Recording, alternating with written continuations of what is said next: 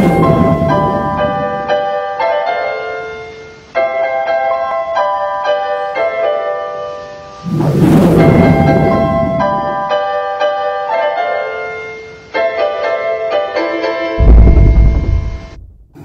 Welcome back. Thank you very much. Thank you. Thank you. Happy to be here. So how much time can you say has passed when we come back for the season premiere? Well, we're not putting a number on that right now. I call it a significant amount of time. Enough time that each one of these guys has gone through fairly life-altering events. But I don't think it's a secret, nor should it be, that they do find their way back together by episode 1. Is that fair? For a non-answer? So what's it like to create being human and job back in Supernatural? You know, it was at the heart of it very flattering. I mean, I said something on the panel. It's sort of like being a camper and then being asked back to be a counselor, you know. But it was, you know, I definitely left being human with mixed feelings because I really, really love that show, and I was working very closely with my wife for the last couple of years, and so that was a really special experience, and I feel great ties to that show. But likewise with Supernatural, I mean, Supernatural is such an incredible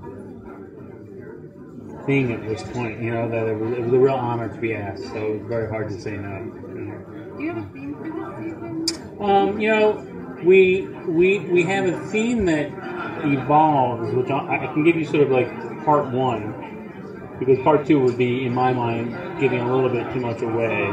And it's going to sound awfully silly, and I apologize, but you know, it started out as a joke, but it's true in that when the boys start out this season, they're very much in want of something that has very deep ties to early mythology of the show. And so when we say this time it's personal, we mean it. Okay, so this time it's personal, for at least the first. So you mentioned the early days of the show. Is Yeah. there any chance we might see Dad Winchester again? Dad Winchester? Papa Winchester. Oh, Dad. On this show, I think there's always a possibility of anything. I guess as far as I would go with that right now. But yeah, it's as far as I can go with that. You said in the panel that that there was like some very like constricting, like heavy mythology that you kind of wanted to take maybe like a break from that. I think is something like that. But I mean, how do you kind of balance that with going back to like the really early mythology of the show? Yeah, well, I guess maybe sometimes I when I say mythology, I also talk about the well, no, I actually mean the mythology. I mean, it's I think the early mythology of the show was simpler. You know, so if you think back to those days, I mean, again, the early days, it's not as hard as it seems. It's yes. Speaking about the early days of the show, Yeah.